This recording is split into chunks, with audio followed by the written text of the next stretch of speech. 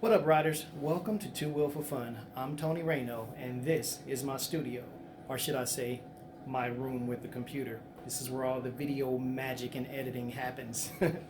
So welcome. This is going to be a short video today. Some of you have asked what modifications or upgrades I've done to my Goldwing. Let's pause that. I'll be honest. Two people have asked what modifications or upgrades I've done to my Goldwing. So I'm going to share that with those two individuals, and hopefully you other 151 will maybe get something from it. I don't know if you will. If you guys heard, that's my wife laughing in the back. I don't know if many of you will, because most of you have some serious upgrades that I can only marvel at. But this is me and the slowest channel growing on YouTube, and enjoy. Let's get on with the video.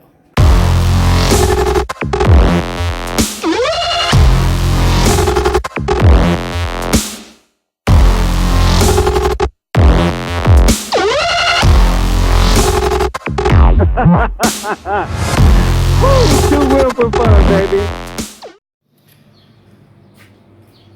Okay, what's up, people? I guess I am finally recording now. Please forgive the bike because it is dusty, dirty.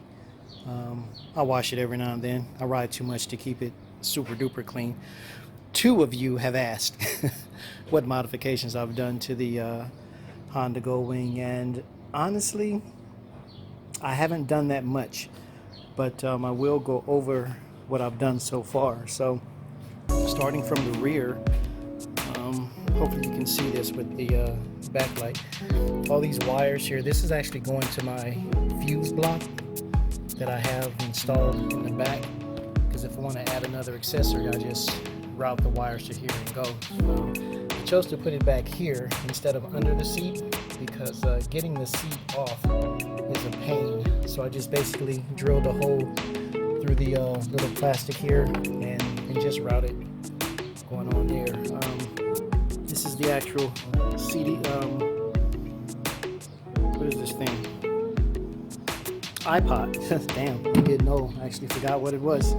This is the iPod jack. This really isn't a modification because the connection is already in the Goldwing. If you pull this tab up here, and there's a little wire here that you can jack in. You can use it with the iPod, or you can put music onto a USB stick and plug it in, and it'll work just the same.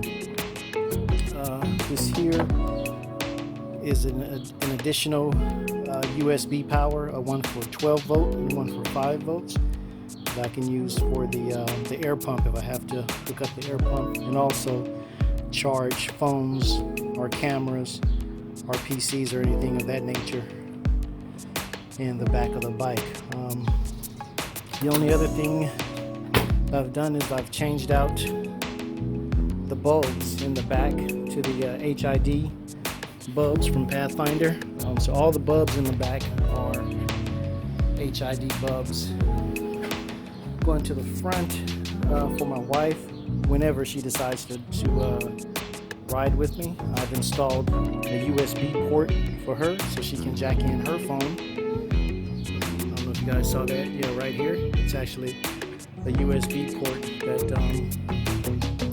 I drilled a hole into the cubby hole here, and drilled another hole in the back and routed it to the fuse block. And the reason I have the fuse block on the bike is because if there's a power surge, then the surge will blow the fuse in the fuse block and not the actual bike. So if there's an accessory that's not working, I'll still be able to ride and get home. What's tucked between the seats here is the plug-in for Aretha's heated gear. Although the seat is already heated, sometimes, again, whenever she decides to ride, she's a pretty fair weather rider, so I got her a heated suit, and heated gear, I should say, so she can jack in and then control the temperature however she sees fit. I have it tucked back there, in the off chance that it rains out here. The plug won't get wet. You guys see the armrest for, as well as the backrest for myself. So two other modifications. Going on down, actually towards the front, what I also have is the foot pegs here. Surprisingly, I forget that they're there because most of the time I have my feet where they're supposed to be, but every now and then I remember and I swing these out. And the reason I forget is because I'm very rarely on the autostrada or highway, as you guys would call it. Most of my riding is done on the back roads, you know, twisty back roads, high elevation. I only take the freeway or autostrada if I have to. Right, going in the cubby hole on the left up front, I have 2 more USB ports down there.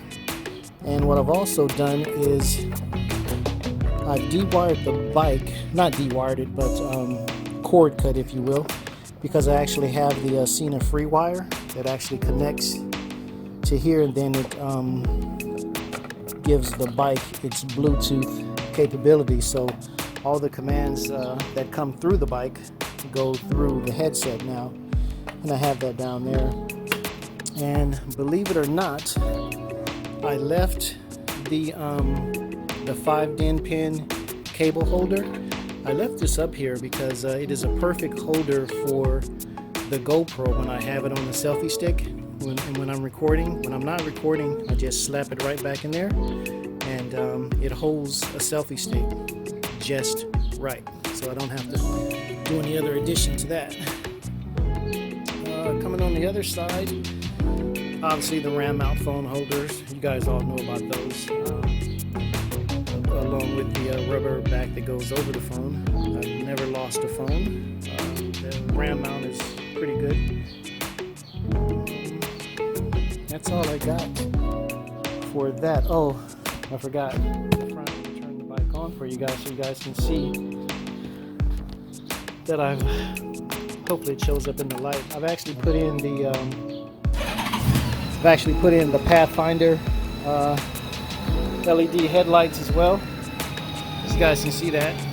These are the actual LED headlights, along with a LED strip going around the lights.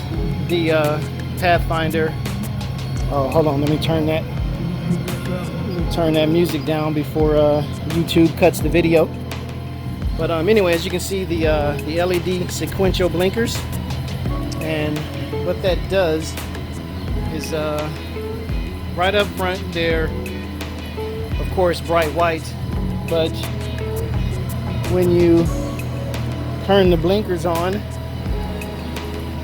then there's sequential blinkers as well as turn amber. So hope that picks up on the phone. I'm recording on the phone because I didn't feel like bringing the GoPro out, and hopefully you guys can hear that. But anyway, those are the sequential lights, and then when you turn them off, they revert back to the bright white. And as you can see that, also on the bottom, the driving lights as well are sequential. Safety lights, driving lights. So if I hit the switch on, you see the lights come on, all of them. And as well as driving lights, if I put the hazards on, you see that the upper and lower lights are also sequential and blinking. Hopefully that picks up. Left side, right side, left side. So basically the same thing.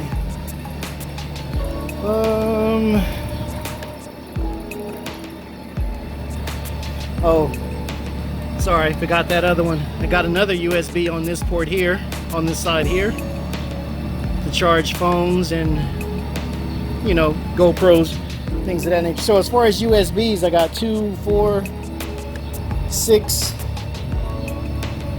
8. I have 8 extra USBs on this bike for charging equipment. The only other thing that I've done, most of you know already, is I've actually went dark side, which is the Bridgestone run flat. 195. What is it? 55/16, which is actually our car tire on the rear, and also have the BT45 rear motorcycle tire up front for a bigger footprint. And man, okay, I guess I've done more than I thought I did. I've also have the front fork brace, the super brace as they call it, to I guess give it that more sport bike feeling, kind of brace the two struts together to give it less flex, if you will. And I honestly think that is about it for now.